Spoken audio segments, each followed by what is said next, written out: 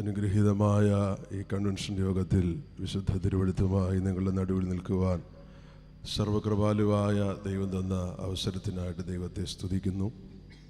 സ്നേഹവും ബഹുമാനമുള്ള Joseph K Thomas അച്ഛന്, ബഹുമാനപ്പെട്ട ജോജി എം ജോർജ് അച്ഛൻ, പ്രിയപ്പെട്ട ജോർജ് തോമസ് സാറ്, ബഹുമാനപ്പെട്ട ജോസ് പോൾ സാറ്, പ്രിയപ്പെട്ട ഷാജൻ മാത്യു സാർ, വളരെ മനോഹരമായ ഗാനങ്ങൾ ആലപിച്ചുകൊണ്ടിരിക്കുന്ന കോർ ടീം മെമ്പേഴ്സ്, ഈ ആത്മീക ശുശ്രൂഷയുടെ കമ്മിറ്റിയിൽ പ്രവർത്തിക്കുന്ന പ്രിയപ്പെട്ടവർ, ഇതര സംഘടനാ ഭാരവാഹികൾ, പ്രത്യേകിച്ച് ഉന്നക്കാവ് CSI ചർച്ചിൽ നിന്ന് കടന്നു വന്നിരിക്കുന്ന Chacko Varghese sir, committee members, ശബ്ദം ശ്രവിക്കുന്ന പ്രിയമുള്ളവരെല്ലാവർക്കും ക്രിസ്തുയേശുവിൻ്റെ നിസ്തുല്യമായ നാമത്തിൽ സ്നേഹവന്ദനം ചൊല്ലുന്നു. ഈ ആത്മീക ശുശ്രൂഷയിലേക്ക് ക്ഷണിച്ചതിലുള്ള പ്രത്യേകമായിട്ടുള്ള സ്നേഹവും കടപ്പാടും അറിയിച്ചുകൊണ്ട് വിശുദ്ധ തിരുവെഴുത്തിലേക്ക് പ്രവേശിക്കുകയായി. ഉത്തമഗീതം പുസ്തകം അതിൻ്റെ 2-ാമത്തെ അധ്യായം 4-ാമത് തിരുവചനം വായിക്കുന്നു. ഉത്തമഗീതം പുസ്തകം 2-ാമത്തെ അധ്യായം അതിൻ്റെ 4-ാമത്തെ തിരുവചനം. അവൻ എന്നെ വീഞ്ഞു വീട്ടിലേക്ക് കൂട്ടിക്കൊണ്ടു ചെന്നു, എൻ്റെ മീതെ അവൻ പിടിച്ചിരുന്ന കൊടി സ്നേഹമായിരുന്നു. ഒരു വാക്കുകൂടെ ദൈവത്തോട് പ്രാർത്ഥിക്കാം. ഞങ്ങളുടെ ദൈവമേ, സ്വർഗീയ പിതാവേ, അവിടുത്തെ മഹൽ സാന്നിധ്യം കൊണ്ട് ഞങ്ങൾ അനുഗ്രഹിച്ചിരിക്കുന്നതിനായി സ്തോത്രം. ഇന്ന് രാത്രിയും പകർന്ന തൈലം പോലെ അവിടുത്തെ നാമത്തിൻ്റെ ശക്തി ഞങ്ങളുടെ നടുവിൽ വ്യാപരിക്കുന്നതോർത്ത് സ്തോത്രം. ഉറപ്പുള്ള ഗോപുരം പോലെ തേജസ്സോടെ അവിടുത്തെ നാമം ഞങ്ങളുടെ തലയ്ക്ക് മുകളിൽ വ്യാപരിക്കുന്നതോർത്ത് ദൈവത്തിന് സ്തോത്രം. കാൽവരി കുരിശിൽ ഒഴുകിയിറങ്ങിയ തിരുനുണത്തിൻ്റെ ശക്തി ഒട്ടും കുറഞ്ഞു പോകാതെ ഈ രാത്രിയും ഞങ്ങളുടെ നടുവിൽ വ്യാപരിക്കുന്നതോർത്ത് ദൈവത്തിന് സ്തോത്രം ചെയ്യുന്നു. ദൈവവചനത്തിന് ബന്ധനമില്ലാത്തത് കൊണ്ട് സ്തോത്രം. അവിടുത്തെ സന്നിധിയിൽ അടിയങ്ങളെ വിനയപ്പെടുത്തുന്നു. 100 വർഷത്തെ ആത്മീക അനുഭവം ഈ ദേശത്തിന് സ്വർഗം നൽകിയതോർത്ത് സ്തോത്രം. കർത്താവെ, ഭക്തന്മാർ വില കൊടുത്ത് ആരംഭിച്ച ശുശ്രൂഷ അവർ തിരശ്ശീലേക്ക് പുറകിലേക്ക് പോയി.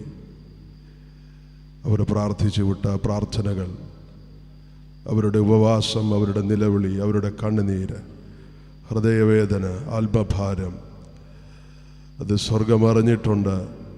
ഈ തലമുറയിൽ ഞങ്ങളോട് കരുണ കാണിക്കണമെന്ന് പ്രാർത്ഥിക്കുന്നു. ഇന്ന് രാത്രിയിലെ വചന കേൾവി കർത്താവിനോട് ഒരുപടി കൂടെ അടുക്കുവാൻ, ദൈവസ്നേഹത്തിൽ നിറയപ്പെടുവാൻ സ്വർഗം ഇടയാക്കണം. അവിടുത്തെ ജനത്തെ വചനം കൊണ്ട് ശുശ്രൂഷിപ്പാൻ എളിയവന് കൃപ തന്നാട്ട്. യേശു മൂലം പ്രാർത്ഥന കേൾക്കണമേ. കരങ്ങളെ ഉയർത്തി ദൈവത്തിന് സ്തോത്രം ചെയ്യാം. Hallelujah, hallelujah, hallelujah. അവൻ എന്നെ വിരുന്നു വീട്ടിലേക്ക് കൂട്ടിക്കൊണ്ടു ചെന്നു, എൻ്റെ മീതെ പിടിച്ചിരുന്ന കൊടി സ്നേഹം ആയിരുന്നു. ശലോമോൻ രാജാവ് യെരുശലേമിൽ ആലയവും കൊട്ടാരവും പണിതതിനോടുള്ള ബന്ധത്തിൽ ലെബാനോനിൽ ഒരു വനഗ്രഹം പണിതു എന്ന് രാജാക്കന്മാരുടെ 1-ാം പുസ്തകം 7-ാമത്തെ അധ്യായം പ്രാരംഭവാക്യങ്ങളിൽ വായിക്കുന്നു. അവിടെ ഒരു വനഗ്രഹം പണിത് ഒരു ദിവസം ആ കൊട്ടാരത്തിൻ്റെ മട്ടുപ്പാവിൽ ഉലാവിക്കൊണ്ടിരിക്കുമ്പോൾ ദൂരത്ത് മാറി ആടുകളെ മേയിച്ചുകൊണ്ട് നിൽക്കുന്ന ഒരു ഇടയ പെൺകുട്ടിയെ താൻ കാണുവാനിടയായി. ശൂലമിയ എന്നാണ് ആ പെൺകുട്ടിയുടെ പേര്.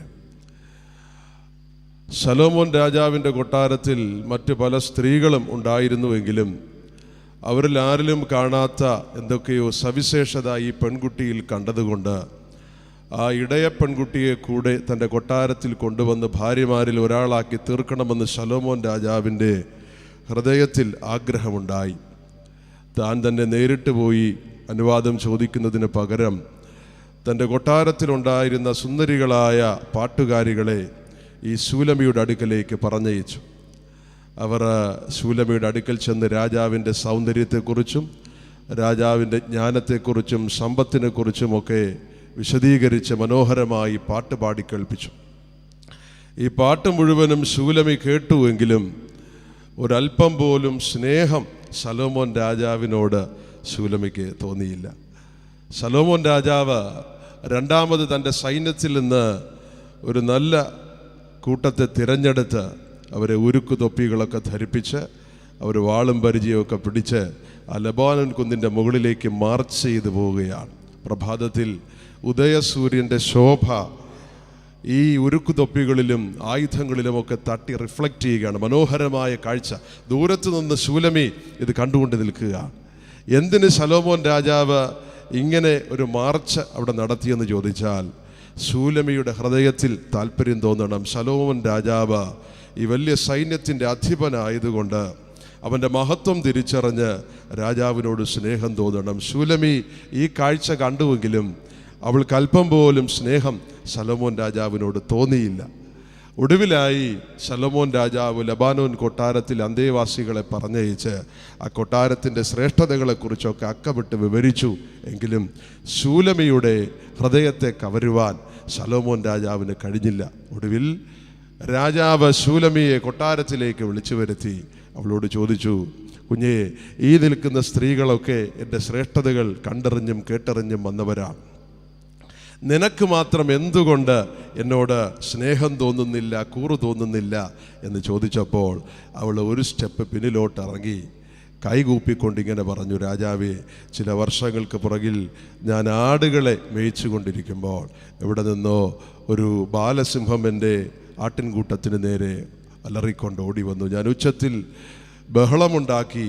ആ സിംഹം എൻ്റെ നേരെ തിരിഞ്ഞു. ഞാൻ പിന്നെയും ഉച്ചത്തിൽ കരഞ്ഞപ്പോൾ ദാണ്ടെ ആ കുന്നിൻ്റെ ചെരുവിൽ ആടുകളെ മേയിച്ചു കൊണ്ടിരുന്ന ഒരു ഇടയച്ചിറക്കൻ ആ ശബ്ദം കേട്ട് അതിവേഗം ഓടി വന്നു. ഈ ബാലസിംഹം ഇടയൻ്റെ നേരെ തിരിഞ്ഞു. മൽപിടുത്തമായി ഇടയൻ്റെ ശരീരമാസകലം പറിച്ചു കീറപ്പെട്ടു. ഉച്ചത്തിൽ ഞാൻ കരഞ്ഞുകൊണ്ടിരുന്നു. എപ്പോഴോ ആ കാട്ടുമൃഗം ബാലസിംഹം ഇടയനിട്ടേച്ച് ഓടിപ്പോയപ്പോൾ ഞാൻ ഓടി ഇടയൻ്റെ അടുക്കിലേക്ക് ചെന്നു. അർത്ഥപ്രാണനായി കിടക്കുന്ന ഇടയൻ്റെ തല കോരിയെടുത്ത് എൻ്റെ മടിയിൽ വെച്ചു. ആ ചോര പുരണ്ടിരിക്കുന്ന അവൻ്റെ കയ്യിലേക്ക് എൻ്റെ വലങ്കരം വെച്ചിട്ട് ഇടയനോട് ഞാൻ പറഞ്ഞു, എനിക്കിനി ഒരു ജീവിതമുണ്ടെങ്കിൽ അത് നീയുമായിട്ടായിരിക്കും എന്ന് പറഞ്ഞ് ആ കാട്ടിനകത്ത് വെച്ച് ഈ ഇടയനുമായി ഞാൻ ഉഭയസമ്മതം ചെയ്തതുകൊണ്ട് രാജാവേ, ലോകസുഖ സൗകര്യങ്ങളാകുന്ന പ്രതാപങ്ങൾ മോടിയോട് കൂടെ എന്നെ മാടി വിളിച്ചാൽ, വെള്ളത്തിൻ കുമിള പോലെ മിന്നി വിളങ്ങിയിടുന്ന ജഡിക സുഖങ്ങൾ എന്നെ എതിരേറ്റാലും സുന്ദരനായ എൻ്റെ പ്രിയനെ വിട്ട് നിൻ്റെ പുറകെ വരികയില്ല, മണ്ണെ പ്രതി മാണിക്യം വെടിയുകയില്ല എന്നാണ് ശൂലമി പറഞ്ഞതിൻ്റെ അർത്ഥം. ഇതാണ് ഉത്തമഗീതം പുസ്തകത്തിൻ്റെ പശ്ചാത്തലം. ഇത് പഠിച്ചതിന് ശേഷമാണ് ഇതിനകത്തെ വാക്യങ്ങൾ വായിക്കേണ്ടത്. വിശുദ്ധ ബൈബിളിൽ കർത്താവുമായിട്ടുള്ള സ്നേഹബന്ധത്തെ മണവാളനായ യേശുക്രിസ്തുവും മണവാട്ടി സഭയും തമ്മിലുള്ള ആഴമായ സ്നേഹബന്ധത്തെ വരച്ചു കാണിക്കുന്ന ഇതുപോലൊരു ഗ്രന്ഥം ബൈബിളിൽ വേറെയില്ല. അത്ര ആഴമായ സ്നേഹബന്ധത്തെക്കുറിച്ചാണ് ഇതിനകത്ത് പരാമർശിച്ചിരിക്കുന്നത്.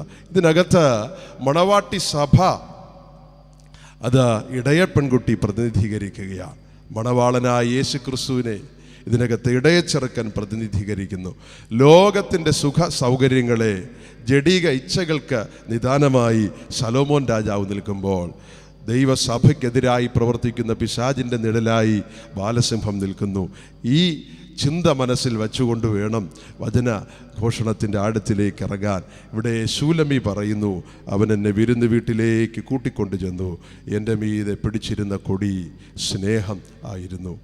മണവാട്ടി സഭ 7 നിലകളിൽ മണവാളനായ യേശുക്രിസ്തുവിനെ ഉയർത്തുകയാണ്. 7 നിലകളിൽ ഉയർത്തുന്നുണ്ട്. ഒന്നാമത് ഉത്തമഗീതം പുസ്തകം 1-ാമത്തെ അധ്യായം അതിൻ്റെ 2-ാമത് തിരുവചനത്തിൽ, എൻ്റെ പ്രിയൻ്റെ നാമം പകർന്ന തൈലം പോലെ ഇരിക്കുന്നു, അതുകൊണ്ട് കന്യകമാർ നിന്നെ സ്നേഹിക്കുന്നു. 2-ാമത്തെ അധ്യായം 1-ാം തിരുവചനത്തിൽ, അവൻ ശാരോനിലെ പനിനീർ പുഷ്പമാണ്, ബി പാർട്ടിൽ താഴ്വരയിലെ താമരപ്പൂവാണ്. അതിൻ്റെ 3-ാമത് തിരുവചനത്തിൽ, എൻ്റെ പ്രിയൻ കാട്ടുമരങ്ങൾക്കിടയിലെ നല്ല നാരകം പോലെ ഇരിക്കുന്നു. 1-ാമത്തെ അധ്യായം അതിൻ്റെ 13-ാം തിരുവചനത്തിൽ, അവൻ സ്തനങ്ങളുടെ മധ്യേ കിടക്കുന്ന മൂറിൻകെട്ട് പോലെയാകുന്നു. 14-ാം തിരുവചനത്തിൽ, എൻ്റെ പ്രിയൻ എൻഗതി മുന്തിരിത്തോട്ടങ്ങളിലെ മൈലാഞ്ചി പൂക്കുല പോലെ ഇരിക്കുന്നു. 5-ാമത്തെ അധ്യായം 10-ാമത് തിരുവചനത്തിൽ രേഖപ്പെടുത്തുന്നത്, സ്ത്രീകളിൽ സുന്ദരിയായുള്ളവേ, നിന്റെ പ്രിയന് മറ്റ് പ്രിയന്മാരെക്കാൾ എന്ത് സവിശേഷതയുള്ളൂ. എൻ്റെ പ്രിയൻ വെണ്മയും ചുമപ്പുമുള്ളവൻ, അവൻ 10,000-ങ്ങളിൽ സുന്ദരനാകുന്നു. കുറിവാക്യം ഇങ്ങനെ ശൂലമി വിളിച്ചു പറയുന്നു, അവൻ എന്നെ വീഞ്ഞു വീട്ടിലേക്ക് കൂട്ടിക്കൊണ്ടു ചെന്നു. എൻ്റെ മീതെ പിടിച്ചിരുന്ന കൊടി സ്നേഹം ആയിരുന്നു. ഇതിനകത്ത് 15-ലധികം തവണ സ്നേഹത്തെക്കുറിച്ച് പറയുന്നുണ്ട്. 8 അധ്യായങ്ങളിലായി 15-ലധികം പ്രാവശ്യം സ്നേഹമെന്നുള്ള പദമല്ല ഉപയോഗിച്ചിരിക്കുന്നത്, മറിച്ച് പ്രേമം എന്നുള്ള പദമാണ് തിരുവെഴുത്തിൽ ഉപയോഗിച്ചിരിക്കുന്നത്. അതിൻ്റെ 8-ാമത്തെ അധ്യായം 5 തുടങ്ങിയൊക്കെ പഠിക്കുമ്പോൾ പ്രേമം മരണം പോലെ ശക്തിയുള്ളത്, അതിൻ്റെ ജ്വലനം അഗ്നിജ്വാല പോലെ, ഏറിയ വെള്ളങ്ങൾക്ക് അതിനെ കെടുത്തുവാൻ കഴിയുകയില്ല, ഒരു വലിയ നദിക്ക് പോലും അതിനെ മുക്കിക്കളയാൻ കഴിയുകയില്ല. ഒരുവൻ തൻ്റെ കയ്യിലുള്ള മുഴുവൻ സമ്പത്ത് ചെലവഴിച്ചാലും ഈ ദിവ്യമായ പ്രേമം, ദിവ്യമായ സ്നേഹം കിട്ടിക്കൊള്ളണമെന്ന് നിർബന്ധമില്ല എന്നാണ് തിരുവെഴുത്തിനകത്ത് പറഞ്ഞിരിക്കുന്നത്. അപ്പോൾ നസ്രയനായ യേശുക്രിസ്തുവുമായിട്ടുള്ള ആഴമായ സ്നേഹബന്ധത്തിന് നിഴലായി ഈ പുസ്തകം നിൽക്കുകയാണ്. ഇന്ന് രാത്രി ഈ വചനഘോഷണം നടത്തുമ്പോൾ എൻ്റെ ഹൃദയത്തിലെ ആഗ്രഹം മറ്റൊന്നല്ല, ഒരുപടി കൂടെ കർത്താവിൻ്റെ ആ സ്നേഹം അതിൻ്റെ ആഴത്തിലേക്ക് ഇറങ്ങണം. കാൽവരിയുടെ ചുവട്ടിൽ നിന്ന് അമേൻ ഒഴുകുന്ന ആ സ്നേഹ നദിയിൽ ഇറങ്ങി അമേൻ തിരുവെഴുത്തിൽ മറ്റൊരു കോണ്ടക്സ്റ്റിൽ പറഞ്ഞിരിക്കുന്ന ഭാഗം ഞാൻ കടമെടുക്കുകയാണ്. മുട്ടോളമല്ല, അരയോളമല്ല, നീന്തിയിട്ടല്ലാതെ കടപ്പാൻ വയ്യാത്ത ഉന്നതമായ അനുഭവത്തിൽ ജീവിക്കണമെന്ന് ദൈവം നമ്മളെക്കുറിച്ച് ആഗ്രഹിക്കുന്നു. കർത്താവിന് ആവശ്യം വലിയ ഒരു സമൂഹത്തെ അല്ല, മറിച്ച് കർത്താവിനെ അക്ഷയമായി സ്നേഹിക്കുന്ന ഒരു ചെറിയ കൂട്ടത്തെയാണ്. ഞാൻ 15 വർഷം ട്രിവാൻഡ്രം പട്ടത്തിൽ വർക്ക് ചെയ്തു, സിറ്റിക്കകത്ത്. ആ കാലഘട്ടത്തിൽ പരുത്തിപ്പാറ മർത്തോമ പള്ളിയിൽ ക്രിസ്തൂസൻ തിരുമേനിയുടെ കുടുംബത്തിൽപ്പെട്ട പ്രാർത്ഥന മറിയാമ്മച്ചി എന്ന് പറയുന്ന ഒരു ദൈവത്തിൻ്റെ ദാസി ഉണ്ടായിരുന്നു. മരിച്ചു. ഒരു പാരസെറ്റമോൾ ഗുളിക പോലെ നിവൃത്തി ഉണ്ടെങ്കിൽ കഴിക്കുകയില്ല. അത്ര കണ്ട് കർത്താവിൽ വിശ്വസിച്ചിരുന്ന ഭക്തയായ ഒരു മാതാവ്. എല്ലാ ചൊവ്വാഴ്ചയും അവിടെ കൂട്ടായ്മയുണ്ട്. മാസത്തിൽ 4-5 കൂട്ടായ്മ കാണും. 15 വർഷത്തെ എൻ്റെ അനുഭവത്തിൽ എല്ലാ ചൊവ്വാഴ്ചയും അമ്മച്ചി സാക്ഷ്യം പറയും. സാക്ഷ്യം പറയാൻ അമ്മച്ചി എഴുന്നേറ്റ് നിൽക്കുമ്പോൾ മറ്റൊന്നും പറയത്തില്ല. അമ്മച്ചി പ്രാർത്ഥിക്കുമ്പോൾ ഭൂതങ്ങൾ വിട്ടുപോകും, രോഗികൾ സൗഖ്യമാകും, അനേകർ മാനസാന്തരത്തിലേക്ക് വരും. ഇതൊക്കെ സംഭവിക്കും. ഒരു കാര്യവും പുറത്ത് പറയത്തില്ല, പുറം ലോകത്തിന് അറിവ് കൊടുക്കത്തില്ല. അമ്മച്ചി അങ്ങോട്ട് എഴുന്നേറ്റ് ചട്ടയും മുണ്ട് കൊടുത്ത് അമ്മച്ചി അങ്ങോട്ട് എഴുന്നേറ്റ് തലയിലൊരു തുണിയൊക്കെ അങ്ങോട്ട് ഇടുമ്പോൾ മുഖം പോലും കാണുകയില്ല. അങ്ങനെ നിന്നുകൊണ്ട് അമ്മച്ചി വിറച്ച് പറയും, എൻ്റെ കർത്താവിനെ സ്നേഹിച്ചതുപോലെ ആരും എന്നെ സ്നേഹിച്ചിട്ടില്ല. ഈ കർത്താവിനെ സ്നേഹിച്ചതുപോലെ തിരിച്ച് സ്നേഹിക്കാനുള്ള ഒരു കൃപ എനിക്ക് തരണം. ഇതല്ലാതെ മൂന്നാമതൊരു സെന്റൻസ് അമ്മച്ചി പറഞ്ഞ് ഞാൻ കേട്ടിട്ടില്ല. അമീൻ. ആ കർത്താവിൻ്റെ ദാസി നിത്യതയുടെ തീരത്തിലേക്ക് ചേർക്കപ്പെട്ടു. അങ്ങനെ കർത്താവിനെ സ്നേഹിക്കുന്ന അനേക ദൈവമക്കളുണ്ട്. ഇന്ന് രാത്രി ഇവിടെ ഇരിക്കുമ്പോൾ നമ്മുടെ ഹൃദയത്തിനകത്തുനിന്ന് സ്നേഹം നുരഞ്ഞു പൊങ്ങണം, ഉയർന്നു പൊങ്ങണം. എൻ്റെ പാനപാത്രവും നിറഞ്ഞു കവിയുന്നു എന്ന് ഭക്തൻ പറഞ്ഞിരിക്കുന്നത് പോലെ കർത്താവുമായിട്ടുള്ള സ്നേഹബന്ധം ശരിയായാൽ ബാക്കി കാര്യങ്ങളൊക്കെ ക്രമീകരിക്കപ്പെടും. വർഷങ്ങൾക്ക് പുറകിൽ ടോണി ക്യാമ്പൽ പറഞ്ഞ ഒരു സംഭവത്തിൻ്റെ ഒരു കണ്ടന്റ് പറഞ്ഞ് ഞാൻ മുന്നോട്ട് പോകാൻ ആഗ്രഹിക്കുകയാണ്. ഒരു യൂത്ത് ക്യാമ്പ് നടക്കുകയാണ്. ഒത്തിരി പേർ അതിൽ പങ്കെടുക്കുന്നു, ചെറുപ്പക്കാർ. അതിനകത്തൊരു 11 വയസ്സുള്ള ഒരു കുഞ്ഞ് പങ്കെടുക്കുന്നു. ശരീരത്തിന് ബലഹീനതയുള്ള, ബാലൻസ് ഇല്ലാത്ത, ഈ പെടലി ശരിക്കും നിവർന്നിരിക്കാത്ത, ചെറി കോടിയിരിക്കുന്ന ഒരു കുഞ്ഞ്. ഒരു കർത്താവിനെ ആഴമായി സ്നേഹിക്കുന്ന ഒരു കുഞ്ഞാണ്. ആ യൂത്ത് ക്യാമ്പിൽ ഒത്തിരി ചെറുപ്പക്കാരുണ്ട്. എല്ലാവരും ഇവനെ നോക്കും, കളിയാക്കും. ഇവൻ എന്തോ കാണിക്കാൻ ഇവിടെ വന്നതാണ്. അതിൻ്റെ അവസാന ഭാഗമായി ഷെയറിങ്ങിനുള്ള സമയമായി. കുഞ്ഞുങ്ങളൊക്കെ എഴുന്നേറ്റ് ചടുലമായി വന്ന് അവർ നന്നായിട്ട് സാക്ഷ്യമൊക്കെ പറയുന്നു, കളിത ഭാഷകൾ പറയുന്നു. എല്ലാവരും ഇരുന്ന് കഴിഞ്ഞപ്പോൾ ഈ സുഖമില്ലാത്ത കുഞ്ഞ് എഴുന്നേറ്റു. എല്ലാവരും ശ്രദ്ധിച്ചു, ഇവൻ എന്തോ ചെയ്യാനാണ്. അവൻ പതിയെ നടന്ന് ഈ സ്റ്റേജിലോട്ട് വന്നു. 1-2 മിനിറ്റ് എടുത്തു. ആ മൈക്കിനടുത്ത് വന്ന് ചെരിഞ്ഞിരുന്ന് അവൻ്റെ തല പിടിച്ച് നേരെയാക്കി, കോടിയിരുന്ന ചെറി നേടെയാക്കി. അവൻ മൈക്കിനടുത്ത് നന്നേ ക്ലേശിച്ചടുത്ത് വന്നിട്ട് ഇങ്ങനെ പറഞ്ഞു, എൻ്റെ കർത്താവിനെ സ്നേഹിച്ചു, അതുകൊണ്ട് ഞാൻ എൻ്റെ കർത്താവിനെ സ്നേഹിക്കുന്നു. വേറൊന്നും പറഞ്ഞില്ല. എൻ്റെ കർത്താവിനെ സ്നേഹിച്ചു, അതുകൊണ്ട് ഞാൻ എൻ്റെ കർത്താവിനെ സ്നേഹിക്കുന്നു. ആ ദൈവദാസൻ ഇങ്ങനെ രേഖപ്പെടുത്തുന്നു. ആ 2 സെൻറ്റൻസ് അവിടെ പറഞ്ഞു കഴിഞ്ഞപ്പോൾ അസാധാരണമായ ദൈവസാന്നിധ്യം വ്യാപരിച്ചു, പരിശുദ്ധാത്മാവിൻ്റെ ശക്തി വ്യാപരിച്ചു. ചിരിച്ചുകൊണ്ടിരുന്ന ചെറുപ്പക്കാരൊക്കെ കരയാൻ തുടങ്ങി. ചിലർ മുഴങ്കാലിരുന്ന് ദൈവത്തോട് നിലവിളിക്കാൻ തുടങ്ങി.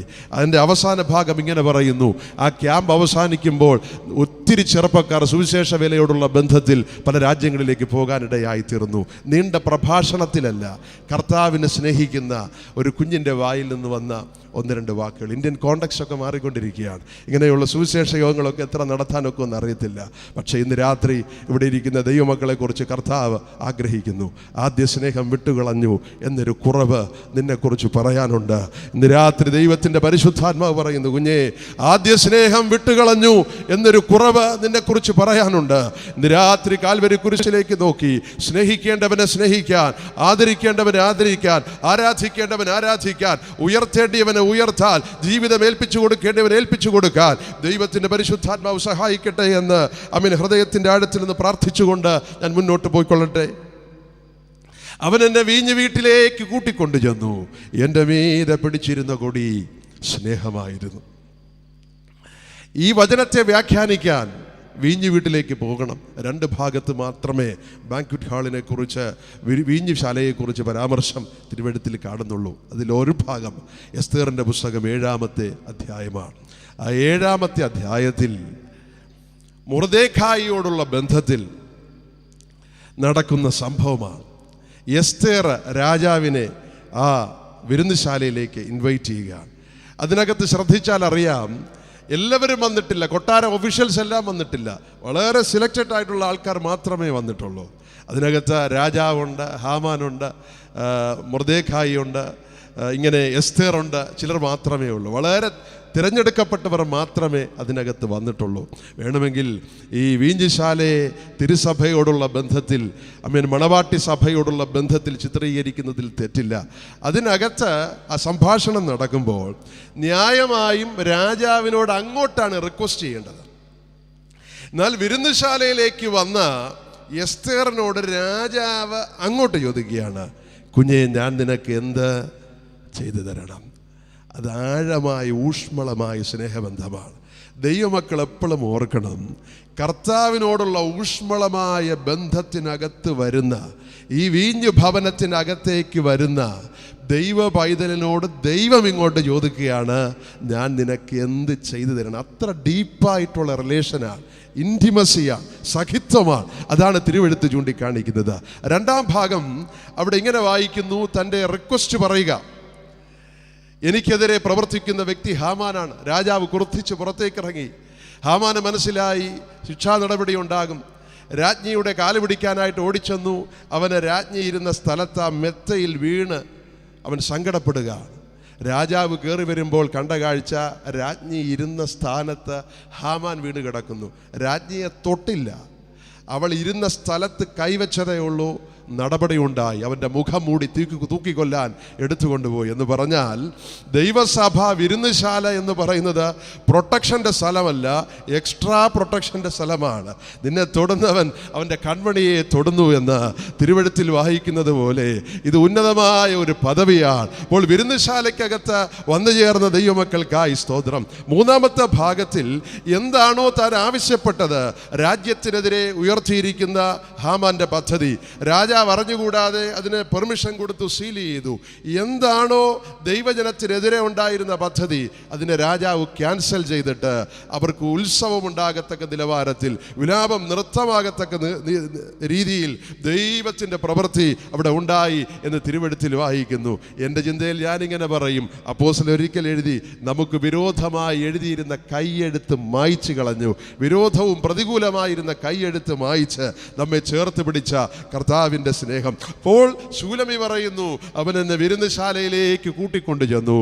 എൻ്റെ മീതെ പിടിച്ചിരുന്ന കൊടി. പുറപ്പാട് പുസ്തകം 17-ാമത്തെ അധ്യായം അതിൻ്റെ അവസാന ഭാഗത്തിൽ അമാലേക്കരുമായിട്ടുള്ള യുദ്ധത്തിൽ ജയം ലഭിക്കുമ്പോൾ മോശയുടെ നേതൃത്വത്തിൽ ഒരു യാഗപീഠം പണിതിട്ട് ആ യാഗപീഠത്തിനൊരു പേരിട്ടു, യഹോവ നിസി, യഹോവ എൻ്റെ കൊടി. അതൊരു റിമംബറൻസ് ആണ്, ഓർമ്മപ്പെടുത്തലാണ്, ഒരു ജ്ഞാപകമാണ്. യഹോവ എൻ്റെ കൊടി. യെശയ്യാവിൻ്റെ പുസ്തകം 11-ാമത്തെ അധ്യായം മെസ്സയ്യയോടുള്ള ബന്ധത്തിൽ ഉള്ള വാഗ്ദത്തങ്ങളാണ് കിടക്കുന്നത്. അതിനകത്ത് പഠിച്ചു വരുമ്പോൾ 10-ാം തിരുവചനത്തിലേക്ക് വരുമ്പോൾ, ജാതികളുടെ കൊടിയായി ഇശായിയുടെ വേരായവൻ എന്നൊരു പ്രയോഗം. നമ്മുടെ വാഴ്ത്തപ്പെട്ട കർത്താവിനെ കുറിച്ച് പറഞ്ഞിരിക്കുന്നത് അവൻ സാക്ഷാൽ കൊടിയാണ്, അവൻ സ്നേഹത്തിൻ്റെ കൊടി. അപ്പോൾ ശൂലമി പറഞ്ഞതിനകത്ത് അർത്ഥമുണ്ട്. അവൻ എന്നെ വിരുന്ന് വീട്ടിലേക്ക് കൂട്ടിക്കൊണ്ടുവന്നു. എൻ്റെ മീതെ പിടിച്ചിരുന്ന കൊടി സ്നേഹമായിരുന്നു. ഈ സ്നേഹത്തിൻ്റെ കൊടി കീഴിൽ വന്ന സ്നേഹമാകുന്ന കർത്താവിൻ്റെ സാന്നിധ്യത്തോട് അടുത്ത് വന്ന ദൈവമക്കൾക്കായി സ്തോത്രം. ഒരുപാട് ആഴങ്ങളുണ്ട്. നിങ്ങൾ എയർപോർട്ടിൽ ചെന്നാൽ അവിടെ ഇന്ത്യയുടെ പതാക കാണാം. ഡൽഹി ചെന്നാൽ അതിൻ്റെ മെയിൻ എൻട്രൻസിൽ നമ്മുടെ പതാക പാറിപ്പറക്കുന്നത് കാണാം. ഇതിനൊക്കെ അർത്ഥമുണ്ട് എന്ന് പറഞ്ഞാൽ അത് നമ്മുടെ സുരക്ഷിതത്തെ കാണിക്കുന്ന, അവകാശത്തെ കാണിക്കുന്ന, നമുക്ക് അഭിമാനം തരുന്ന വിഷയമാണ്. അതാണ് ഇതിനകത്ത് പറഞ്ഞിരിക്കുന്നത്. അപ്പോൾ നമ്മുടെ കർത്താവിനെ യഥാർത്ഥമായി സ്നേഹിക്കേണ്ടുന്ന നിലവാരത്തിൽ നമ്മൾ സ്നേഹിക്കുന്നുണ്ട്. അനേകരും ഇതിൻ്റെ ആഴം അറിഞ്ഞുകൂടാതെ അനുധാവനം ചെയ്യുന്നവരാണ്. യഥാർത്ഥത്തിൽ കർത്താവുമായിട്ടുള്ള സ്നേഹബന്ധത്തിൽ നമ്മൾ വന്നിട്ടുണ്ടെങ്കിൽ അതിനകത്ത് ചില ആഴങ്ങളുണ്ട്. അതിലേക്ക് പ്രവേശിക്കുകയായി. ഒന്നാമത് ശമൂവേൽ പ്രവാചകന്റെ 1-ാം പുസ്തകം 18-ാം അധ്യായം 3-ാം തിരുവചനം. ഇവിടെ ശ്രദ്ധിച്ചാൽ മതി. മറ്റൊരു കോണ്ടെക്സ്റ്റാണ്, ആശയമെടുക്കുക. യോനാഥാനും ദാവീദും തമ്മിൽ ആദ്യമായിട്ട് കണ്ടുമുട്ടുന്ന ഒരു സാഹചര്യമാണ്. അവിടെ എഴുതിയിരിക്കുന്നു, യോനാഥാൻ ദാവീദിനെ പ്രാണനു തുല്യം സ്നേഹിച്ചു. യോനാഥാൻ്റെ ഹൃദയവും ദാവീദിൻ്റെ ഹൃദയവും തമ്മിൽ പറ്റിച്ചേർന്നു. മറ്റൊരു ഭാഗത്തിൽ നിന്റെ പ്രേമം കളത്ര പ്രേമത്തിലും ശ്രേഷ്ഠമായിരിക്കുന്നു എന്ന് തിരുവെഴുത്തിൽ രേഖ. അതിൻ്റെ 3-ാം തിരുവചനത്തിലേക്ക് വരുമ്പോൾ, അങ്ങനെ സ്നേഹിക്കുന്നത് കൊണ്ട് യോനാഥാനും ദാവീദും തമ്മിൽ ഒരു ഉടമ്പടി ചെയ്തു. തലമുറകൾ നിലനിൽക്കുന്ന ഒരു ഉടമ്പടി ചെയ്തു, നിയമം ചെയ്തു എന്ന് തിരുവെഴുത്തിൽ രേഖ. അപ്പോൾ യേശു കർത്താവുമായിട്ടുള്ള സ്നേഹബന്ധത്തിൽ വന്നാൽ, അങ്ങനെ പറഞ്ഞാൽ അത് പൂർണ്ണമാകുകയില്ല. തിരുവെഴുത്തിൽ വായിക്കുന്നത് പോലെ, കാട്ടുനാരകത്തിൻ്റെ ചുവട്ടിൽ വച്ച് അവൻ എന്നെ ഉണർത്തി. അവിടെ വച്ചല്ലോ എൻ്റെ അമ്മയ്ക്ക് പ്രസവവേദന ഉണ്ടായത്. ദൈവത്തിന് സ്തോത്രം. കാൽവരിയാകുന്ന കാട്ടുനാരകത്തിൻ്റെ ചുവട്ടിൽ വച്ച് നസറേയനായ യേശു ക്രിസ്തു നമ്മെ നൊന്തു പ്രസവിച്ചെങ്കിൽ ഇത് കേവലം ഒരു സ്നേഹമല്ല, ഇതൊരു ഉടമ്പടിയാണ്. എനിക്ക് തോന്നുമ്പോൾ തിരിച്ചെടുക്കാനും പിന്നെയും വന്നു ചേരാനുള്ള ഒരു നടപടിയല്ല ക്രിസ്തുമാർഗം. യേശു ക്രിസ്തുവുമായിട്ടുള്ള സ്നേഹബന്ധം അത് നിത്യതയോളം നിലനിൽക്കുന്ന ഒരു ഉടമ്പടിയാണ്. ഒരിക്കലായി നമ്മൾ ആ കരാറിൽ ഏർപ്പെടുകയാണ്. പഴയ നിയമഗ്രന്ഥത്തിൽ നമ്മൾ ചരിത്രം പരിശോധിച്ചാൽ, പൂർവ്വപിതാക്കന്മാർ നിയമം ചെയ്യുമ്പോൾ യാഗമൃഗത്തെ നെടുകെ പിളർന്ന് അപ്പുറവും ഇപ്പുറവും നിന്ന് കൈകൊടുത്ത് നിയമം ഉറപ്പിക്കുമ്പോൾ ഒരു കാര്യം അവിടെ മനസ്സിൽ നിൽക്കുകയാണ്. ആരെങ്കിലും ഉടമ്പടി ലംഘിച്ചാൽ അവനെ ഈ മൃഗത്തെ പിളർക്കുന്നത് പോലെ പിളർക്കാനുള്ള സ്വാതന്ത്ര്യം പഴയ നിയമകാലത്ത് ഉണ്ടായിരുന്നു എങ്കിൽ, നമുക്ക് വേണ്ടി നസറേയനായ യേശു ക്രിസ്തു ഒരു യാഗമൃഗം പോലെ നെടുകെ പിളർക്കപ്പെട്ടു. എന്നാൽ ഓർക്കുക, അത് വിലയില്ലാത്ത ഒന്നല്ല, അത് നിത്യതയോളം നിലനിൽക്കുന്ന ഒന്നാണ്. അതുകൊണ്ട് ഈ ശബ്ദം ശ്രവിച്ചുകൊണ്ടിരിക്കുന്ന ദൈവമക്കൾ ഓർക്കണം, ഒരു ഈസി ആയിട്ടുള്ള സംഗതിക്കകത്തല്ല വന്നിരിക്കുന്നത്. എപ്പോഴും ദൈവസ്നേഹത്തിൻ്റെ ആ ഗൗരവം കാൽവരി ക്രൂസിൽ കാണണം. ഇത് നിത്യതയോളം നിലനിൽക്കുന്ന ബന്ധമാണ്. അതുകൊണ്ടാണ് പണ്ട് TK സാമുവൽ സാറ് എഴുതി വെച്ചത്, മരണത്താൽ മറയാത്ത മഹൽ സ്നേഹപ്രഭയാൽ പിരിയ ബന്ധമാണിതു യുഗകാലം വരെയും. മരണത്താൽ മറയാത്ത മഹൽ സ്നേഹപ്രഭയാൽ പിരിയ ബന്ധമാണിതു യുഗകാലം വരെയും. പിരിയാ ബന്ധമാണിതു, പിരിയാ ബന്ധമാണിതു, പിരിയാ ബന്ധമാണിതു യുഗകാലം വരെയും. മഹൽ സ്നേഹം, മഹൽ സ്നേഹം പരലോക പിതാവുദാ മകനെ മരിപ്പതിനു കുരിശിൽ കൈവെടിഞ്ഞോ. അപ്പോൾ നിത്യതയോളം നിലനിൽക്കുന്ന ബന്ധമാണ്, ഉടമ്പടിയാണ്. 2-ാം ഭാഗം, ഉൽപ്പത്തി പുസ്തകം 22-ാമത്തെ അധ്യായം. അബ്രഹാമിനെ കുറിച്ച് ദിനവൃത്താന്തങ്ങളുടെ പുസ്തകത്തിലും യാക്കോബിൻ്റെ ലേഖനത്തിലും ദൈവത്തിൻ്റെ സ്നേഹിതനെന്ന് ആവർത്തിച്ചു പറഞ്ഞിട്ടുണ്ട്. അത്ര ആഴമായ ബന്ധമായ സ്നേഹിതൻ, ദൈവത്തിൻ്റെ സ്നേഹിതൻ, ആഴമായ ബന്ധം. ആഴമായ സ്നേഹബന്ധത്തിൽ ജീവിക്കുന്ന അബ്രഹാമിനോട് ദൈവം ആവശ്യപ്പെടുകയാണ്, നിന്റെ ഏകജാതനായ മകനെ സ്നേഹിക്കുന്ന ഏകജാതനായ മകനെ എനിക്ക് വേണ്ടി യാഗം കഴിക്കണം. നമ്മളെല്ലാം ഇന്ന് ഉയർത്തിപ്പിടിക്കുന്ന സാക്ഷ്യവചനങ്ങൾ കർത്താവിൽ നിന്ന് സ്വീകരിച്ചതിനെ കുറിച്ചാണ്, കർത്താവ് തന്നതിനെ കുറിച്ചാണ് പറയുന്നത്. നല്ല കാര്യമാണ്. എന്നാൽ ഈ 100ാമത് കൺവെൻഷൻ ഇവിടെ നടക്കുമ്പോൾ ഞാൻ വളരെ വിനയത്തോടെ ചോദിക്കുന്നു, ഈ ആത്മീക ജീവിതത്തിൻ്റെ ഇടയിൽ കർത്താവ് തന്നതിനെക്കുറിച്ച് പറയാൻ ഒത്തിരി കാര്യങ്ങൾ നമുക്കുണ്ട്. എന്നാൽ കർത്താവിന് വേണ്ടി നഷ്ടപ്പെടുത്തിയതിനെക്കുറിച്ച് പറയാൻ എന്തെങ്കിലും നമ്മുടെ ജീവിതത്തിലുണ്ടോ? കർത്താവിനോടുള്ള സ്നേഹത്തിൽ ഈ ഉത്തമഗീതം പുസ്തകം പഠിക്കുമ്പോൾ ഇവിടെ നഗരത്തിൻ്റെ കാവൽക്കാർ, ആ സിറ്റിയുടെ സൂക്ഷിപ്പുകാർ അടിച്ച് മുറിവേൽപ്പിച്ചു. പ്രിയൻ അന്വേഷിച്ച് നടക്കുക, പിന്മാറിയില്ല, മുറിവുണ്ടായി, പക്ഷെ സ്നേഹം വർദ്ധിച്ചു. അപ്പോസ്തലന്മാരെ വസ്ത്രമുറിഞ്ഞ് അടിച്ച് മുറിവേൽപ്പിച്ച് തുറന്നു വിടുമ്പോൾ തിരുനാമത്തിന് വേണ്ടി അപമാനം സഹിക്കുന്നത് യോഗ്യമെന്നുണ്ടുകയാൽ അവർ സന്തോഷിച്ചും കൊണ്ടുപോയി എന്ന് തിരുവെഴുത്തിൽ രേഖ. അബ്രഹാം അത് ചെയ്തു, മനസ്സിൽ ചെയ്തു, കുഞ്ഞിനെ യാഗം കഴിച്ചു, നഷ്ടപ്പെടുത്തി. ആ ചോദ്യം ഇന്നിവിടെ മുഴങ്ങുകയാണ്. എൻ്റെയും നിൻ്റെയും സ്നേഹം യഥാർത്ഥമെങ്കിൽ കർത്താവിന് വേണ്ടി നഷ്ടപ്പെടുത്തിയതിനെ കുറിച്ച് പറയാൻ എന്തെങ്കിലും കാണണം. എമി കാർമൈക്കൽ ചോദിച്ചതുപോലെ, നീ കർത്താവിനെ പിന്തുടരുന്നുവെങ്കിൽ then where is the scars? നീ യേശുവിനെ പിന്തുടരുന്നെങ്കിൽ കർത്താവിന് വേണ്ടി അനുഭവിച്ച കഷ്ടതയുടെ പാടുകൾ എവിടെ? പൗലോസ് ശ്ലീഹ പറയുന്നു, ഞാൻ ക്രിസ്തുവിൻ്റെ ചൂടടയാളം എൻ്റെ ശരീരത്തിൽ വഹിക്കുകയാണ്. എന്നെ കേൾക്കുന്ന ദൈവത്തിൻ്റെ മക്കളെ, സഹോദരങ്ങളെ, ക്രിസ്തു മാർഗത്തെ മറ്റു മാർഗങ്ങളിൽ നിന്ന് നിസ്തുല്യതയാക്കി തീർക്കുന്നതെന്നറിയാമോ? എന്തെങ്കിലും നേടാൻ വേണ്ടി ഓടി അടുക്കുന്ന വില കുറഞ്ഞ ഒരു കൂട്ടരല്ല ദൈവത്തിൻ്റെ മക്കൾ. മറിച്ച് കർത്താവിന് വേണ്ടി ജീവനെങ്കിൽ ജീവൻ കൊടുക്കാൻ. ഇന്ന് പഴയ കാര്യങ്ങളൊക്കെ പറഞ്ഞപ്പോൾ എനിക്ക് സങ്കടം വന്നു ഇവിടെ ഇരുന്നപ്പോൾ. ഞാൻ പഴമയിൽ ജീവിക്കാൻ ആഗ്രഹിക്കുന്ന ഒരാളാണ്. ആത്മീകതയോടുള്ള ബന്ധത്തിൽ എന്തെല്ലാം നഷ്ടപ്പെടുത്തി ഒരു കാലത്ത് ക്രിസ്തുവിന് വേണ്ടി, എന്തെല്ലാം നഷ്ടപ്പെടുത്തി കർത്താവിനെ സ്നേഹിച്ചു. ഈ തലമുറയുടെ നടുവിൽ 1 മണിക്കൂർ കർത്താവിന് വേണ്ടി നഷ്ടപ്പെടുത്താൻ, 1 മൈലൊന്ന് വാഹനമോടി നഷ്ടപ്പെടുത്താൻ, എൻ്റെ ആരോഗ്യം അല്പമൊന്ന് നഷ്ടപ്പെടുത്താൻ, എൻ്റെ തലമുറയുടെ ഒരു നന്മയൊന്ന് നഷ്ടപ്പെടുത്താൻ, ദൈവം തന്ന സാമ്പത്തിക ഉറവുകളിൽ നിന്ന് അല്പമൊന്ന് നഷ്ടപ്പെടുത്താൻ, യേശുവിന് വേണ്ടി എന്തെങ്കിലും നഷ്ടപ്പെടുത്താൻ ഒരു ഉൾക്കാഴ്ച എൻ്റെ ജീവിതത്തിലില്ലെങ്കിൽ എൻ്റെ സ്നേഹം ഫേക്കാണ്. ഞാൻ കർത്താവിനെ സ്നേഹിക്കുന്നില്ല. അതുകൊണ്ട് ദൈവമക്കള് കർത്താവിൻ്റെ വചനത്തിൽ ഉറയ്ക്കണം. യഥാർത്ഥമായ സ്നേഹത്തിന് നഷ്ടപ്പെടുത്തുന്ന ഒരു സ്വഭാവമുണ്ട് എന്ന് തിരുവെഴുത്ത് ചൂണ്ടിക്കാണിക്കുകയാണ്. 3-ാം ഭാഗം ഉൽപ്പത്തി പുസ്തകം, അതെ, 29-ാം അധ്യായം 20-ാം തിരുവചനത്തിലാണ് രേഖ.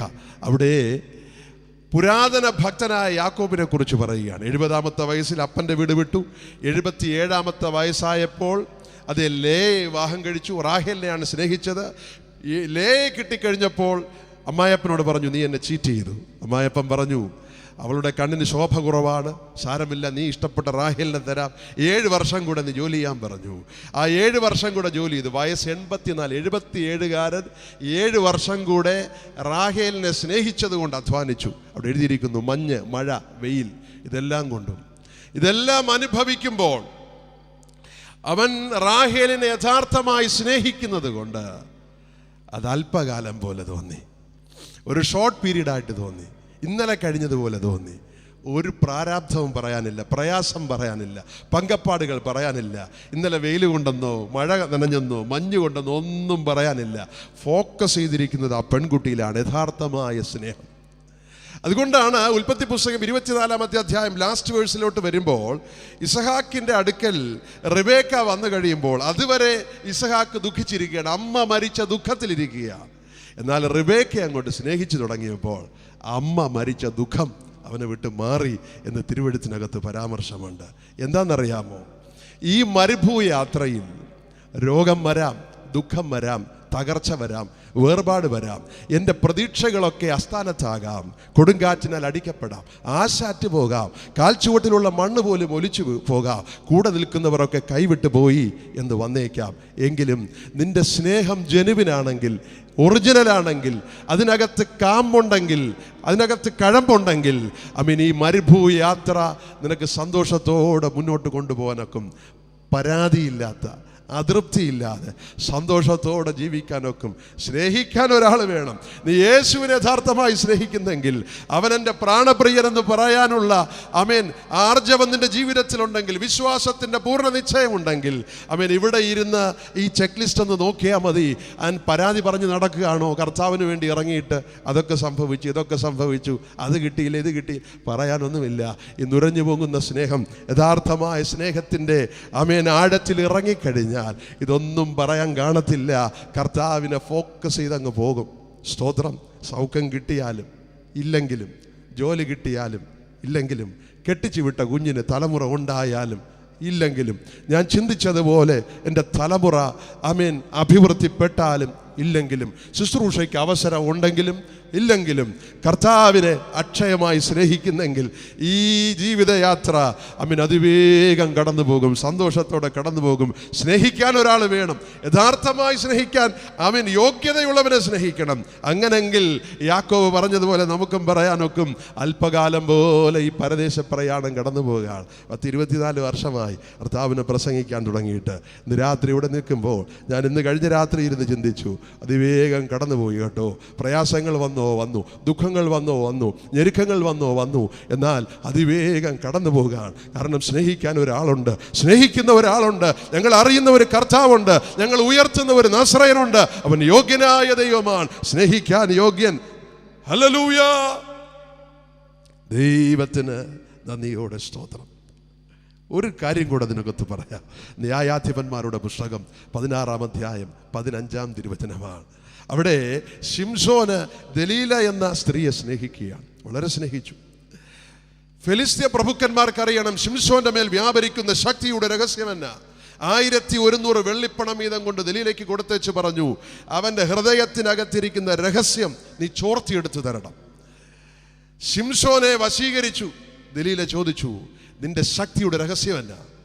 അവൻ ഫേക്ക് ആൻസർ കൊടുത്തു. 1 പ്രാവശ്യമായി, 2 പ്രാവശ്യമായി, പല പ്രാവശ്യമായപ്പോൾ ഇത്രയും ശക്തമായ ഒരു വചനം, മറ്റൊരു കോണ്ടക്സ്റ്റ് ആണെങ്കിലും എന്നെ പിടിച്ചു കുലുക്കിയ ഒരു വചനം. അവൾ ചോദിക്കുന്നു, നിന്റെ ഹൃദയം എന്നോട് കൂടെ ഇല്ലാതിരിക്കെ നീ എന്നെ സ്നേഹിക്കുന്നു എന്ന് പറയുന്നതിൻ്റെ അർത്ഥം എന്നാ? നിന്റെ ഹൃദയം എന്നോട് കൂടെ ഇല്ലാതിരിക്കെ നീ എന്നെ സ്നേഹിക്കുന്നു എന്ന് പറഞ്ഞാൽ അതെങ്ങനെ ശരിയാകും? ഇന്ന് രാത്രി പരിശുദ്ധാത്മാവ് ആ ചോദ്യം ചോദിക്കുന്നു. കുഞ്ഞേ, നിന്റെ ഹൃദയം എന്നോട് കൂടെ ഇല്ലാതിരിക്കെ നീ സ്നേഹിക്കുന്നു എന്ന് പറഞ്ഞ് എന്റെ പുറകെ നടക്കുന്നതിന്റെ സാങ്കത്യം എന്തുവാ? ഇന്ന് രാത്രി ഒരമ്പ് തറയ്ക്കുന്നത് പോലെ നമ്മുടെ ചങ്കിലത് തറയ്ക്കണം.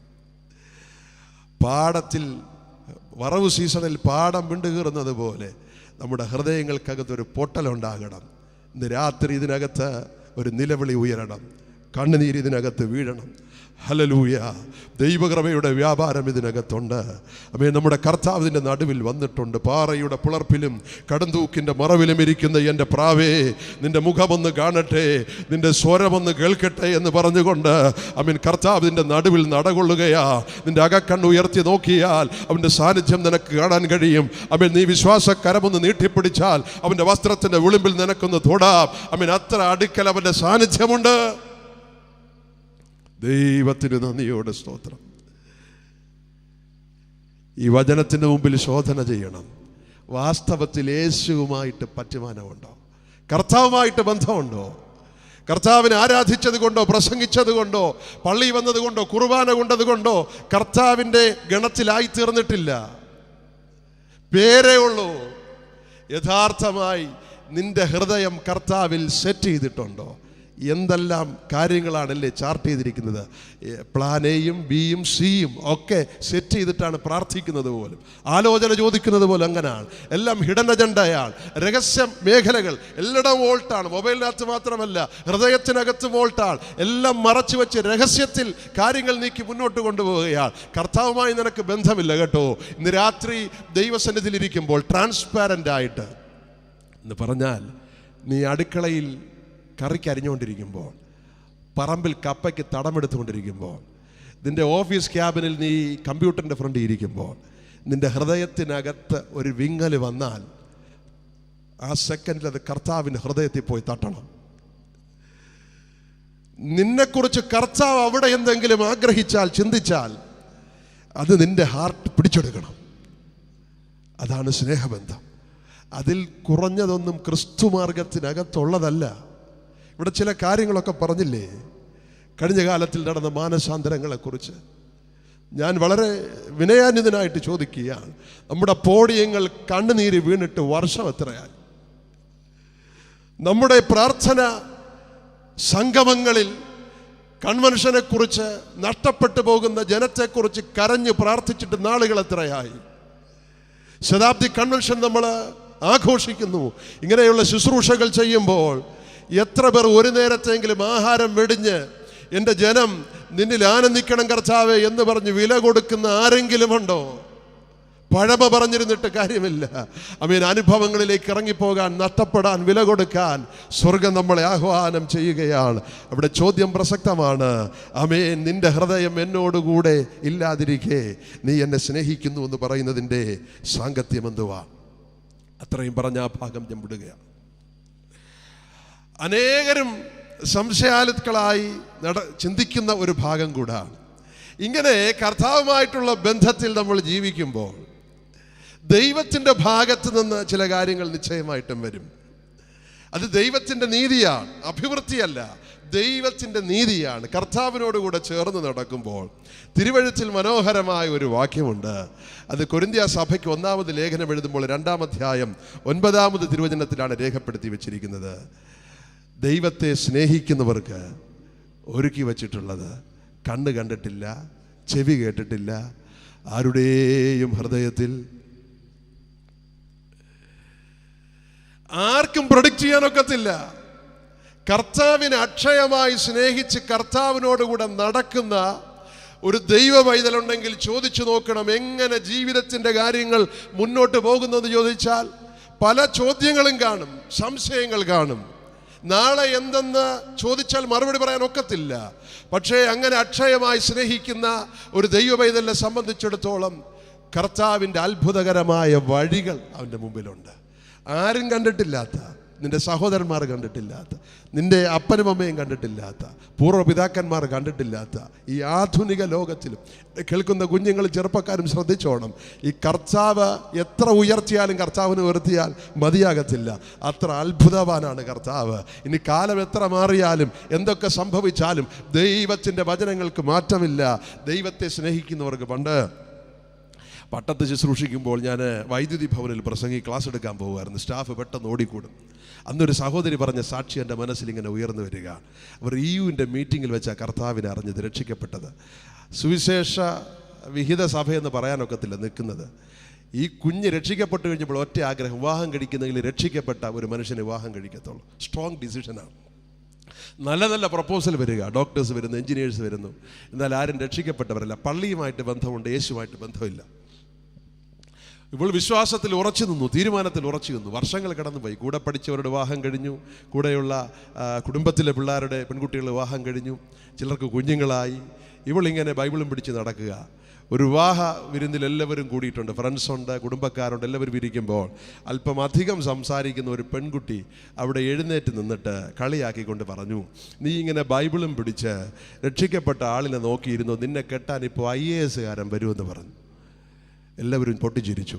ഈ പെൺകുട്ടിയുടെ തല താന്നു, കണ്ണ് നിറഞ്ഞു. അവിടെ നിന്ന് എഴുന്നേറ്റു. പോകുന്നതിന് മുമ്പ് ഇങ്ങനെ പറഞ്ഞു, എന്നെ വിവാഹം കഴിക്കാൻ IAS കാരൻ വന്നില്ലെങ്കിലും രക്ഷിക്കപ്പെട്ട ഒരു ദൈവവേദന കൊണ്ടുതരാൻ എൻ്റെ ദൈവം വിശ്വസ്തനെന്ന് പറഞ്ഞ് സ്വർഗ്ഗം അതങ്ങ് സീൽ ചെയ്തു. 3 ആഴ്ച കഴിഞ്ഞപ്പോൾ രക്ഷിക്കപ്പെട്ട IAS കാരൻ വന്ന് കല്യാണം കഴിച്ചു. എന്നെ കേൾക്കുന്ന ദൈവത്തിൻ്റെ മക്കൾ ഓർത്തോണം, ദൈവത്തിൻ്റെ വഴി. സ്തോത്രം, സ്തോത്രം. നീ ദൈവത്തെ സ്നേഹിച്ചോ? നീ ദൈവത്തെ സ്നേഹിച്ചോ? ജഡത്തിൽ ആശ്രയിക്കാതെ, പണത്തിൽ ആശ്രയിക്കാതെ, പ്രഭുക്കന്മാരിൽ ആശ്രയിക്കാതെ, പുരുഷന്റെ ഊരുക്കളിൽ ആശ്രയിക്കാതെ, കുതിരകളിലും രഥങ്ങളിലും ആശ്രയിക്കാതെ നസ്രയനിൽ ആശ്രയിച്ചോ? അവനെ സ്നേഹിച്ചോ? നിനക്ക് വേണ്ടി അവൻ 1000 വഴികളുണ്ട്. സമുദ്രത്തിൽ വഴികളുണ്ട്, ആകാശത്തിൽ വഴികളുണ്ട്, മരുഭൂമിയിൽ വഴികളുണ്ട്. ഹല്ലേലൂയ. സ്നേഹിക്കുന്നവർക്ക് ഒരുക്കി വെച്ചിരിക്കുന്നത് നോബഡി ക്യാൻ പ്രഡിക്റ്റ്. ആർക്കും പ്രഡിക്റ്റ് ചെയ്യാൻ ഒക്കുകയില്ല. രണ്ടാം ഭാഗം റോമാലേഖനം 8-ാം അധ്യായം 28-ാം തിരുവചനത്തിൽ ദൈവത്തെ സ്നേഹിക്കുന്നവർക്ക്, നിർണയപ്രകാരം വിളിക്കപ്പെട്ടവർക്ക് തന്നെ സകലവും നന്മയ്ക്കായി കൂടി വ്യാപരിക്കുകയാണ്.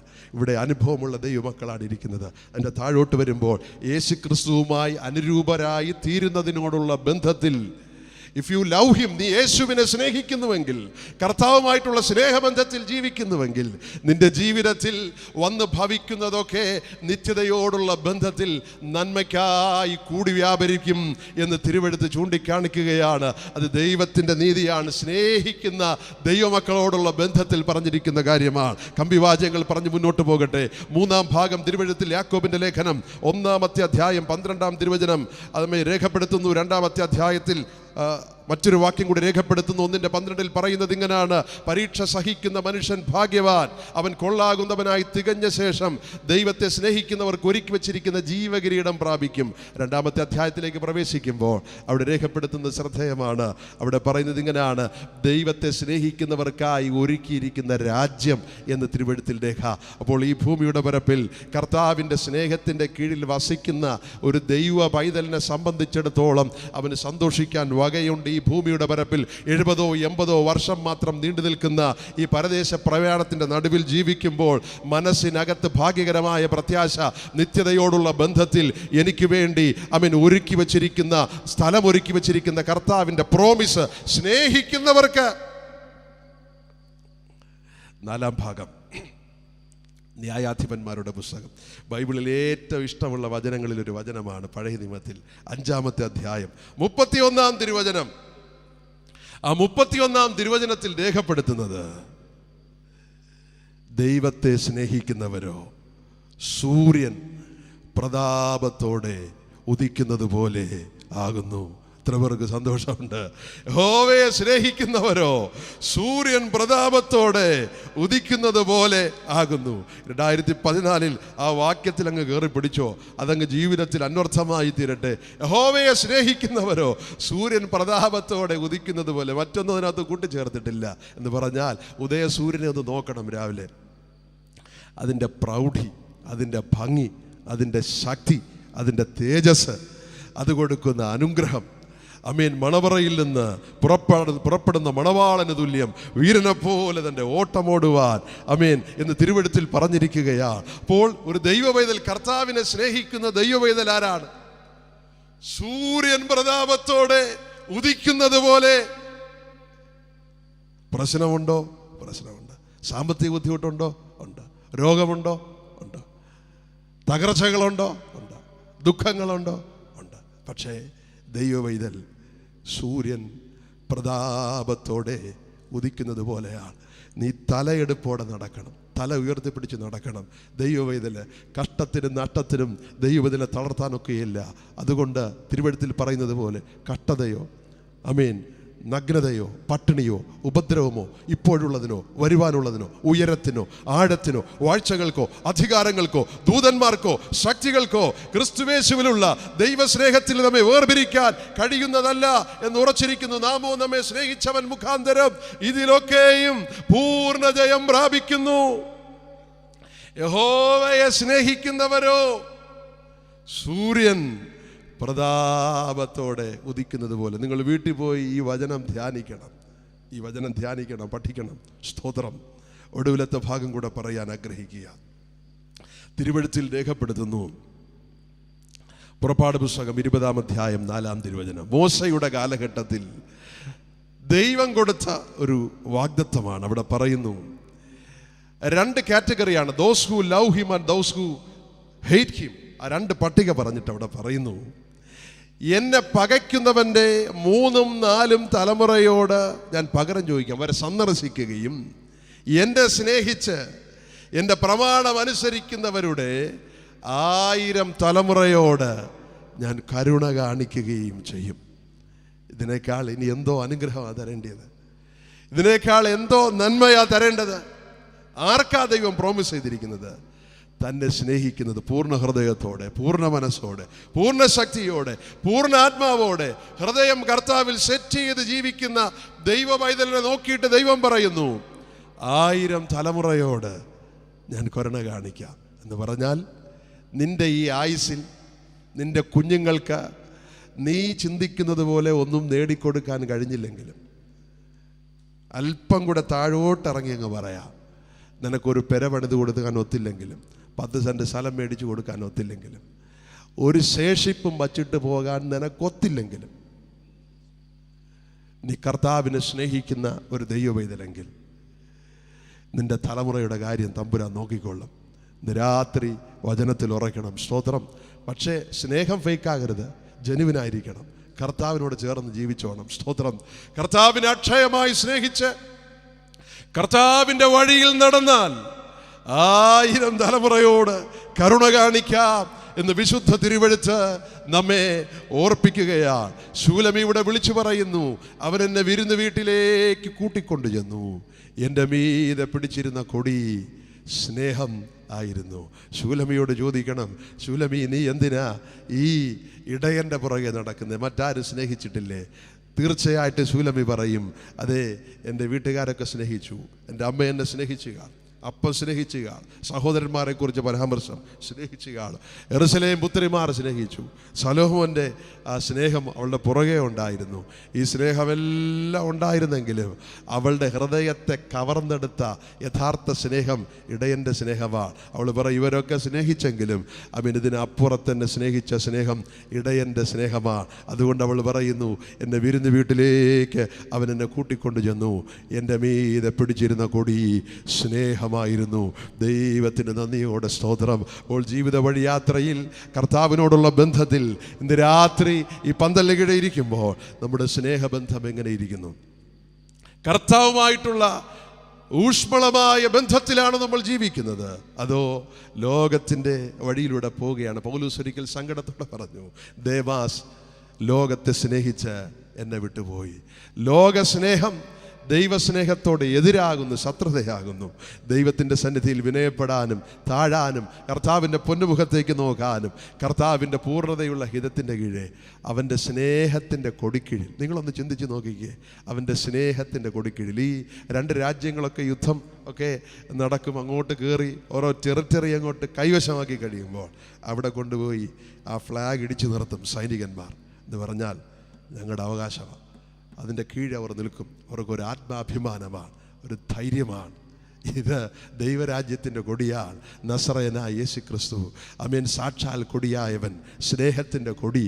ആ കൊടിക്കീഴിൽ വന്ന ദൈവമക്കളെ ഓർത്ത് ഇന്ന് രാത്രി ഞാൻ ദൈവത്തിന് സ്തോത്രം ചെയ്യുകയാണ്. അതുകൊണ്ട് ഇന്ന് ഈ കൂടാരം വിട്ട് കടന്നു പോകുന്നതിന് മുമ്പ് ജീവിതങ്ങൾ ചെക്ക് ചെയ്യണം. കർത്താവുമായിട്ടുള്ള സ്നേഹബന്ധം ഒരല്പം കൂടെ ഞാൻ കടന്നു പറയാം. ഒരു കാലത്തെ നിങ്ങൾ കൺവെൻഷൻ പന്തലൊന്നും വരണ്ട, നിങ്ങൾ വീടിനകത്ത് ബൈബിൾ തുറന്നാൽ കണ്ണുനീര് വീണ് നനയാതെ ബൈബിൾ അടയത്തില്ലായിരുന്നു.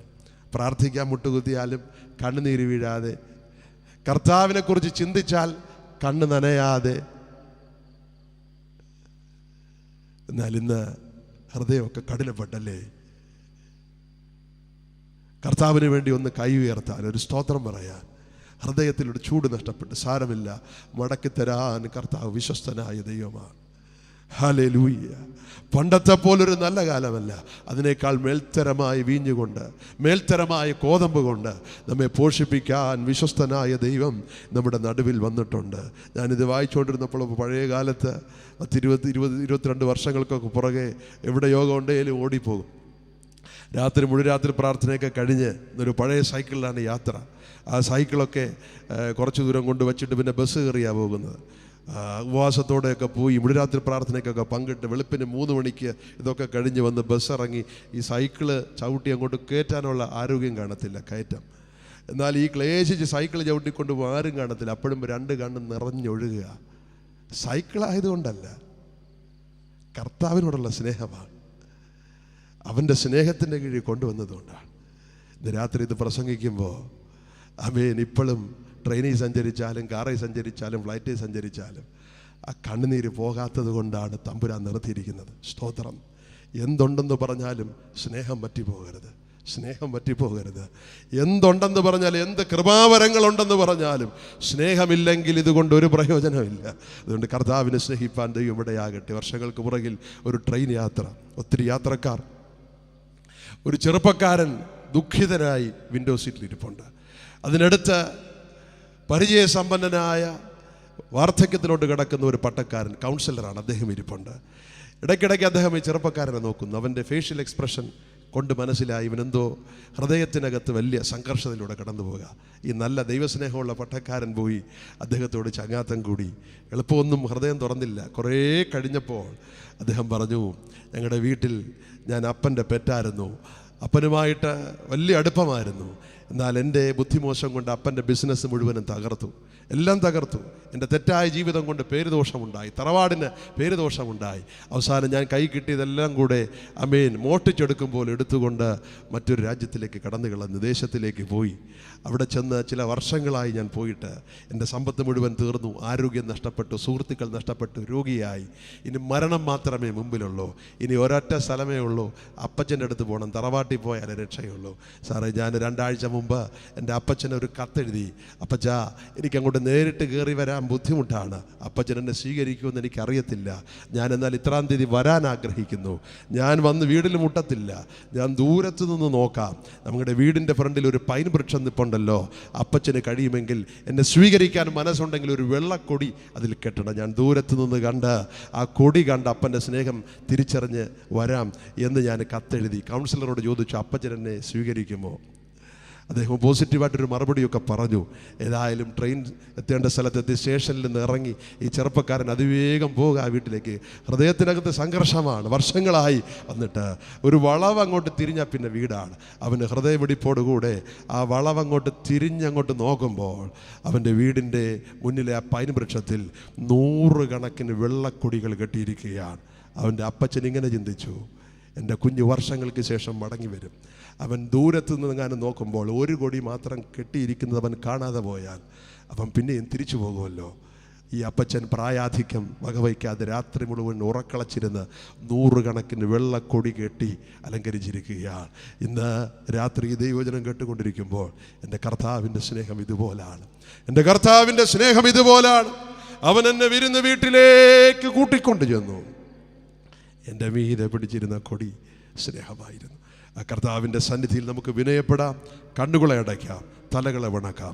ശാന്തമായ അന്തരീക്ഷത്തിൽ വിനയപ്പെട്ട് കർത്താവിൻ്റെ സന്നിധിയിൽ വിനയപ്പെട്ട് ആരും അന്തരീക്ഷം നഷ്ടപ്പെടുത്തരുത്. വലിയ ദൈവകൃപയോട് അഭിഷിക്തന്മാർ പ്രാർത്ഥിച്ചു കൊണ്ടിരുന്നാട്ടെ, ദൈവവൃത്തന്മാർ പ്രാർത്ഥിച്ചു കൊണ്ടിരുന്നാട്ടെ, സംഘാടകർ പ്രാർത്ഥിച്ചു കൊണ്ടിരുന്നാട്ടെ.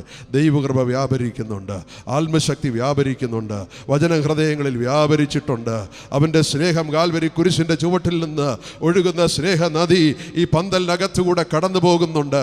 ആമേൻ. കർത്താവിൻ്റെ പൊന്നുമുഖത്തേക്ക് നോക്കി സ്തോത്രം ചെയ്തുകൊണ്ട് കുഞ്ഞുങ്ങളെ, ചെറുപ്പക്കാരെ, എന്നെ കേൾക്കുന്ന പ്രിയമുള്ളവരെ,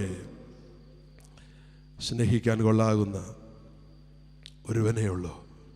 നിങ്ങളെ ചതിക്കാത്ത, മറക്കാത്ത, കൈവിടാത്ത, ഉപേക്ഷിക്കാത്ത ഉന്നതനായ കർത്താവ്. ആ കർത്താവിൻ്റെ പൊന്നുമുഖത്തേക്ക് നോക്കി ഹല്ലേലൂയ, ഹല്ലേലൂയ, ഹല്ലേലൂയ. കർത്താവിൻ്റെ കരങ്ങളിൽ ഏൽപ്പിച്ചു കൊടുക്കാം. ദൈവത്തിന് നന്ദിയോടെ സ്തോത്രം. ഇന്ന് രാത്രി ആ ചോദ്യം നമ്മുടെ ഉള്ളിൽ മുഴങ്ങട്ടെ.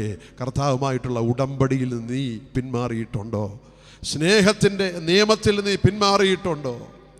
കർത്താവിന് വേണ്ടി നഷ്ടം സഹിക്കാനുള്ള മനസ്സ് നിന്റെ ജീവിതത്തിൽ ശേഷിക്കുന്നുണ്ടോ? ജീവിതത്തിലെ കഷ്ടതകൾ സാരമില്ലെന്നെണ്ണിക്കൊണ്ട് കർത്താവിനെ സ്നേഹിച്ച് മുന്നേറാനുള്ള ആർജവം നിന്നിൽ വ്യാപരിക്കുന്നുണ്ടോ? നിന്റെ ഹൃദയം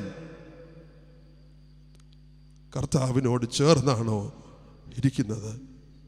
നിന്റെ ഹൃദയം കർത്താവിനോട് ചേർന്നിരിക്കുന്നു. അങ്ങനെ ചേർന്നിരിക്കുന്നെങ്കിൽ നിനക്ക് ലോകത്തിൻ്റെ സുഖങ്ങളുടെ പുറകെ എങ്ങനെ പോകാനൊക്കും? എങ്ങനെ അശുദ്ധിയിൽ സമയം ചെലവഴിക്കാനൊക്കും? കർത്താവിൻ്റെ സ്നേഹത്തിൽ നിലനിൽക്കാൻ മാത്രമല്ലേ കഴിയുകയുള്ളൂ. ദൈവത്തിൻ്റെ പൊന്നുമുഖത്തേക്ക് നോക്കാം. ഇന്ന് രാത്രി സമർപ്പണത്തിൻ്റെ രാത്രിയാണ്. ആമേൻ. ദൈവസന്നിധിയിൽ വിനയപ്പെടുന്ന രാത്രിയാണ്. ദൈവത്തിൻ്റെ സന്നിധിയിൽ അതാത് സ്ഥാനങ്ങളിൽ ശാന്തമായി നമുക്ക് എഴുന്നേറ്റ് നിൽക്കാം. ഈ ദൈവസ്നേഹം ഇവിടെ വ്യാപരിച്ചു കൊണ്ടിരിക്കുമ്പോൾ അതാത് സ്ഥാനങ്ങളിൽ ശാന്തമായി എഴുന്നേറ്റ് നിന്ന് കർത്താവിൻ്റെ സന്നിധിയിൽ വിനയപ്പെടാം. സമയം മുന്നോട്ട് പോകുന്നു. അതിവേഗം എല്ലാ ദൈവമക്കളും അതാത് സ്ഥാനങ്ങളിൽ ശാന്തമായി എഴുന്നേറ്റ് നിന്ന് കർത്താവിനോടുള്ള ആദരവോടെ, ബഹുമാനത്തോടെ കർത്താവിൻ്റെ പൊന്നുമുഖത്തേക്ക് നോക്കി ഹല്ലേലൂയ, ദൈവസന്നിധിയിൽ വിനയപ്പെട്ട് കർത്താവിൻ്റെ കരങ്ങളിൽ വിനയപ്പെടുത്തി ഏൽപ്പിച്ച് ഒരൊറ്റ സെന്റൻസ്. ആ പാവപ്പെട്ട അമ്മച്ചി പണ്ട് പറഞ്ഞതുപോലെ, എൻ്റെ കർത്താവിനെ സ്നേഹിച്ചതുപോലെ ആരും സ്നേഹിച്ചിട്ടില്ല. കർത്താവ് നിന്നെ സ്നേഹിക്കേണ്ടതുപോലെ സ്നേഹിക്കാൻ ഉള്ള ദൈവകൃപ എനിക്ക് നൽകണമേ എന്ന് പ്രാർത്ഥിക്കാം. കുഞ്ഞുങ്ങൾക്ക് പ്രാർത്ഥിക്കാം, യങ്സ്റ്റേഴ്സിന് പ്രാർത്ഥിക്കാം. അമ്മേ, നാവുകൾ ചലിക്കട്ടെ, നാവുകൾ ചലിക്കട്ടെ, നാവുകൾ ചലിക്കട്ടെ. ദൈവത്തോട് സംസാരിക്കാം, ദൈവത്തോട് സംസാരിക്കാം, ദൈവത്തോട് സംസാരിക്കാം, കർത്താവിനോട് സംസാരിക്കാം. ഇത് നല്ല സമയമാണ്. ദൈവകൃപ വ്യാപരിക്കുന്ന സമയമാണ്, ആത്മശക്തി വ്യാപരിക്കുന്ന സമയമാണ്, ദൈവസ്നേഹം വ്യാപരിക്കുന്ന സമയമാണ്. ആ കർത്താവിൻ്റെ പൊന്നുമുഖത്തേക്ക് നോക്കി, അപ്പച്ച കുറവുകൾ ക്ഷമിക്കണമേ. ലോകത്തിൻ്റെ പറ്റുമാനങ്ങളോട് ഞാൻ ഇന്ന് യാത്ര പറയുന്നു. അവൻ ചില മേഖലകളെയൊക്കെ വെട്ടിമുറിക്കുന്നു, ചിലതിനെ ചൂടുന്നെടുത്ത് കളയുന്നു, ചില നഷ്ടങ്ങൾ സഹിക്കാനായി എന്നെ ഏൽപ്പിച്ചു തരുന്നു. ആ ഉടമ്പടിയിലേക്ക് പിന്നെയും ഞാൻ കൈനീട്ടുകയാണ്. കാൽവരി കുരിശിൽ ഒഴുകിയിറങ്ങിയ നിയമരക്തം ആ രക്തം അടയാളമാക്കി കർത്താവിന്റെ കരം പിടിച്ചു പറ, കർത്താവേ, ഞാൻ നിനക്കുള്ളവനാണ്, അവിടെ നിന്ന് എനിക്കുള്ളവനാണ്. അവനെ സ്നേഹിക്കുന്നത് ഉചിതം തന്നെ എന്ന് തിരുവെടുത്ത് വിളിച്ചു പറയുകയാണ്. കർത്താവിന്റെ കരങ്ങളിൽ ദൈവത്തിന് സ്തോത്രം. Hallelujah, hallelujah, hallelujah. സ്തോത്രം, സ്തോത്രം, സ്തോത്രം, സ്തോത്രം, സ്തോത്രം, സ്തോത്രം, സ്തോത്രം. Hallelujah, hallelujah, hallelujah, hallelujah. സ്തോത്രം, സ്തോത്രം, സ്തോത്രം.